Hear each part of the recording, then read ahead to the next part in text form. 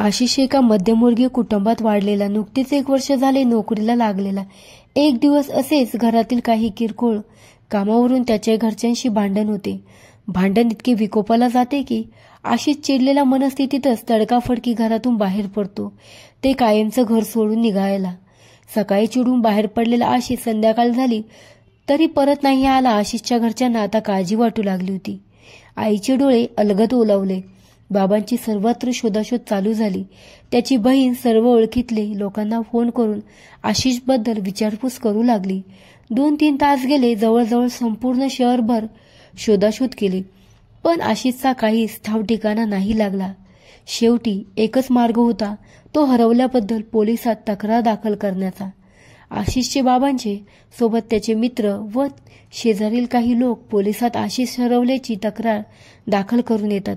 इकडे आशिष सकाळ चिडून बाहेर पडलेला न खाता पिता तसाच दिवसभर चालत चालत शहरापासून खूप दूर पोहोचलेला असतो. भयानक चिडलेला आणि डोक्यात अनेक विचार घेऊन बाहेर पडलेला आशिष त्याला माहीतच नसते आपण कुठे, कसे आणि कोणत्या दिशेला चाललोय. आता रस्त्यावर पूर्ण काळोख असतो. सर्वत्र सुन्न करणारी शांतता.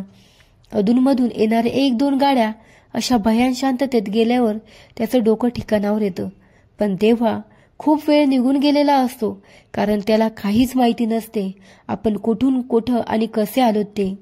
पूर्ण काळोख अधून येणाऱ्या 1-2 गाड्या, पण त्या भयान एकांतात एकही कोणी मदतीला गाडी थांबवेनात. जसजशी रात्र वाढत गेली तसतसा थंडीचा कडाकाही वाढत चालला होता. आता आशिषलाही कळून चुकले की आपण किती मोठ्या संकटात सापडलो आहोत. तरीही तो वाट दिसेल तिकडे चालत होता. रागाच्या भरात बाहेर पडल्याने त्याने सोबत काहीच आणलेले नसते. ना मोबाईल, ना घड्याळ आणि ना पैसे. त्या वाटेवरून दूरवर त्याला एका ठिकाणी उजेड दिसतो आणि तो मग त्या उजेडाच्या दिशेने मार्गस्थ होतो. पोटात काहीच नसतं. पायातही तितकंसं बळ राहिलेलं नसतं. कडाक्याची थंडी आणि तिथे जवळपास खाण्यासाठीही काहीच नसते. त्या दूरवर दिसणाऱ्या उजेडामुळे त्याला आशेचा एक किरण दिसलेला असतो. जाताना वाटेतच त्याचा पाय अचानक मध्येच अडकतो. तो पाहतो तर काय, त्या रस्त्याकडेला एक जुने फाटलेले घोंगडे पडलेले असते आणि त्यातच त्याचा पाय अडकलेला असतो. तो कसाबसा आपला अडकलेला पाय त्या घोंगड्यातून काढतो. ते घोंगडे पाहून त्याच्या मनात विचार येतो, थंडीही खूप आहे. मग आपण हे घोंगडे पांघरले तर अंगाभोवती थंडीची तीव्रताही कमी होईल थोडी. मग तो ते रस्त्याकडेला पडलेले फाटलेले घोंगडे अंगाभोवती पांघरतो आणि कसाबसा त्या उजेडापर्यंत पोचतो आणि पाहतो तर काय, एका झाडाजवळ एक शेकोटी पेटवलेली. पण तिथे तो इकडे तिकडे आजूबाजूला त्या शेकोटीच्या उजेडात पाहतो तर तिकडे कोणीच नसतं. आता पुन्हा त्याच्या मनाची घालमेल वाढली. थंडीचा कडाकाही खूप असतो. मग तो त्या शेकोटीजवळ जाऊन बसतो. काही वेळाने त्या शेकोटीच्या आगीची तीव्रता वाढते. त्यामुळे उष्मांच्या अधिकच जळा बसू लागल्याने तो तसाच बसलेल्या अवस्थेत हळूहळू मागे मागे सरकू लागतो. तोच इतकेतच त्याचा हात एका खाद्यपदार्थांनी भरलेल्या कागदी ताटात जातो. तो ते खाद्यपदार्थांनी भरलेले कागदी पान हळूहळू शेकोटींचे उजेडात आणतो. त्याला आश्चर्य वाटते, इथे तर आपल्याशिवाय कोणीच नाही. मग इतके खाद्यपदार्थांनी भरलेले पान आले तरी कुठून आणि कोणी ठेवले असेल ते इथे. तो पुन्हा इकडे तिकडे पाहतो तर कोणीच नसते व पुन्हा त्याची नजर त्या खाद्यपदार्थांनी भरलेल्या कागदी पानाकडे जाते. त्यांनी दिवसभर काहीच खाल्लेले नसते. त्याला खूप भूकही लागलेली असते. तो विचार करतो, इथं आसपास तर कोणीच नाही आणि आपल्याला भूकही खूप लागली. जर आपण या पानातील थोडं पदार्थ खाल्ले तर तेवढाच पोटाला थोडा आधार वाटेल. हा विचार करत तो ते खाद्यपदार्थांनी भरलेले पान जवळ घेऊन खाणार. इतक्यातच पाहतो तर काय, त्याचे दोन्ही हात रक्ताने माखलेले असतात. असे स्वतःचे असे रक्ताने माखलेले हात पाहून पुरता घाबरून जातो. काय करू आणि काय नको होते त्याला, कारण त्याच्या आजूबाजूला तर कोणीच नसते. तो ते खाद्यपदार्थाचे पान तिथेच टाकून उठतो आणि त्या अंगावरील पांघरलेले फडके घोंगडे झटकून पळणार इतक्यात त्या शेकोटीच्या उजेडात तो पाहतो तर काय, त्याचे संपूर्ण अंगावरील कपडे देखील लाल लाल रक्तात माखलेले. तो खूप घाबरतो. मदतीसाठी इकडे तिकडे आरडाओरडा करतो, पण त्या काळोख रात्री त्याच्या मदतीला तिथे कोणीच नसते.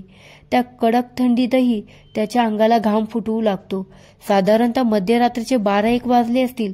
त्यामुळे त्या रस्त्यातून जाणाऱ्या 1-2 गाड्याची वर्दळ पण आता बंद झाली होती. त्या भयान शांत एकांत काळोख्या रात्री तो एकटाच तिथे, बाकी सर्वत्र भयान शांतता पसरलेली. क्षणातच त्या शेकोटीतून फट्ट असा एकदम मोठा आवाज होतो आणि त्याच्या पायात अचानक एक कवटीचा तुकडा त्या शेकोटीतून उडून पडतो. तो तिथून घाबरलेल्या अवस्थेत पळू लागतो आणि पुन्हा त्याचा पाय एका ढिगाऱ्यात अडकतो. पाहतो तर काय, त्या ढिगाऱ्यातून अर्धवट जळलेले एक सांगाडा आणि त्यात त्याचा पाय अडकलेला. तो कसाबसा आपला पाय सोडवत आणि पुन्हा वाट सापडेल तिकडे धावत सुटतो. त्याला कळून चुकते की आपण एका स्मशानभूमीत आलो आहोत आणि ती शेकोटी नसून कोणाची तरी चिता पेटलेली होती.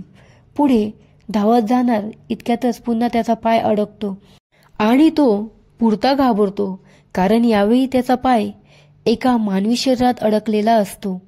साधारणतः 18-19 वर्षाचा तरुण मुलाची ती बॉडी असते आणि त्याचा चेहरा पूर्ण रक्ताने माखलेला असतो.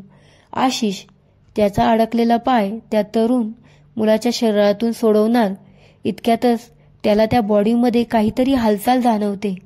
त्या तरुण मुलाची बॉडी त्याला पुन्हा पकडणार तोच तो वेगाने धावणार. त्याचा पाय एका दगडात अडकतो आणि तो जोरात जमिनीवर कोसळतो व त्याचे डोके एका मोठ्या दगडावर आदळते. आशिष डोक्याला खूप जोरात मार बसलेला बेशुद्ध होऊन पडतो. आशिष बेशुद्ध पडतो आणि तशी सर्वत्र सुन्न शांतता पसरते. काही वेळाने त्या 18-19 वयाच्या तरुण मुलाच्या बॉडीमध्ये काहीतरी हालचाल होऊ लागते. पाहता पाहता ती बॉडी जागेवर उठून बसते, उभी राहते. त्याचे रक्तालेल्या चेहऱ्याचे डोळे उघडतात. त्या तरुण मुलाची बॉडी आता हळूहळू आशिषच्या बाजूला जाते आणि त्याचे रक्ताळलेले ते कपडे आणि चेहरा पाहून जोर जोरात ओरडतो, भूत भूत भूत. तो तरुण आशिषला त्या अवस्थेत पाहून घाबरतो आणि तिथून जवळच असलेल्या आपल्या वाडीच्या दिशेने भूत भूत करत धावू लागतो. घाबरलेल्या अवस्थेत तो तरुण साधारणतः पहाटेचे 4 ते 4:30 वाजता दरम्यान त्याच्या वाडीवर पोहोचतो. तो वाडीच्या दिशेने असा रक्ताळलेला घाबरलेला चेहरा घेऊन त्याला सकाळी पहाटे वर्गणीसाठी गेलेल्या वाडीतील काही लोक पाहतात. तो एका धनगर कुटुंबातील मुलगा होता. त्याचे नाव बाळू. बाळू त्या वाडीतच एका छोटीशी झोपडी बांधून आपल्या वडिलांसोबत राहत होता. वाडीतील लोक त्याला त्याच्या झोपडीमध्ये घेऊन जातात आणि त्याला पाणी वगैरे देऊन तो इतका का घाबरला आहे, तसेच त्याच्या डोक्याला जखम कशी झाली विचारू लागतात. यावर तो गावकऱ्यांना घडलेली हकीकत सांगू लागतो. काल सकाळी आबाचा अपघात झाला आणि तो जागेवरच गेला. नंतर वाडीतील मंडळींच्या उपस्थितीत आपण आबाच्या चितेला स्मशानात दहन दिले. सगळी वाडीतील मंडळी आपल्या आपल्या घरी निघून गेली, पर माझा पाय तिथून निघेना आणि म्या तिथेच आबाच्या चितेला पेटलेले पाहत झाडाखाली घोंगडं पांघरून बसलो होतो. कधी दिस मावळला, अंधार पडला कळलंच नाही. आबा सकाळी मेंढ्या चरायला निघाला. तोच काही वेळाने त्याच्या अपघाताची बातमी वाडीवर आली आणि होत्याचं नव्हतं झालं. माझा आबा मला एकटं सोडून गेला. मला काय करू काही सुचत नव्हतं. पाहता पाहता रात्र झाली आणि अचानक मी पाहिलं की लांबून कोणीतरी येत होते. अंधारामुळे नीटसं दिसत नव्हतं. अजून थोडे पुढे आल्यावर पाहतो तर काय, शरीराला पूर्ण घोंगडं गुंडाळलेला ती आकृती आबाच्या चितेच्या दिशेने येत होती. मी त्या झाडाच्या आडन दडून पाहिलं तर ते माझ्या आबाचंच घोंगडं होतं. त्या आकृतीनं गुंडाळलेलं ती आकृती हळूहळू चितेच्या दिशेने जात होती. आबाच्या चितेजवळ जाऊन बसली आणि काही वेळातच ती बसल्या बसल्या उलटी चालू लागली. म्या घाबरलो आणि तिथून पळत सुटलो. माझा पाय कशात तर अडकला आणि म्या जोरात दगडावर आदळून बेशुद्ध पडलो. नंतर शुद्ध आल्यावर पाहतो तर काय, त्या रक्ताळलेल्या आबाचं घोंगडं तिथंच चित्तेजवळ पडलेलं पण त्यातली ती आकृती गायब झाली होती. काही दूरवर पाहतो तर काय, एक पूर्ण लाल भडक रक्तात माखलेली बॉडी तिथं पाडलेली. मी कासाबासा तिथून माझा जीव वाचून पळालो ते थेट वाडीपर्यंत आलो. आयुष्यात मी पहिल्यांदाच इतक्या जवळून भूत पाहिलं. आता आयुष्यात कधी रात्रीचं स्मशानात नाही थांबणार. इकडे आशिषला काही वेळाने शुद्ध येते. आशिष उठून इकडे तिकडे पाहतो तर काय, त्या 18-19 वर्षाच्या तरुणाची बॉडी तिथून गायब झालेली पाहून आशिष घाबरतो आणि आजूबाजूलाही कोणीच नाही, फक्त 4-5 राखेचे ढिगारे होत. तो रात्री शेकोटी समजून बसलेली ती चित्ता देखील पूर्ण जळून राख होऊन गेलेली असते. आशिषच्या मनात विचार येतो, काल रात्री खरंच आपण भूत पाहिलं का? रात्रीत कुठे गायब झाली त्या तरुण मुलाची रक्तानं माखलेली ती बॉडी? मग आशिष त्याच्या अंगावरील रक्तानं माखलेले कपडे काढून फेकतो आणि तिथेच झाडाखाली पडलेले दुसरे घोंगडे पांघरून घेऊन घरी निघून जातो. घरी गेल्यावर तो आपण केलेल्या चुकीबद्दल आईबाबांची माफी मागतो आणि स्मशानात त्याला रात्री आलेला तो भयानक थरारक अनुभवही त्यांना सांगतो. कसा तो घरातून बाहेर पडला, कसा तो त्या स्मशानभूमीत जाऊन पोचला आणि त्या रात्री स्मशानभूमीत त्यानं पाहिलेलं ते तरुण मुलाचं भूत. तर कथा कशी वाटली नक्कीच कमेंट बॉक्समध्ये कळवावे. धन्यवाद.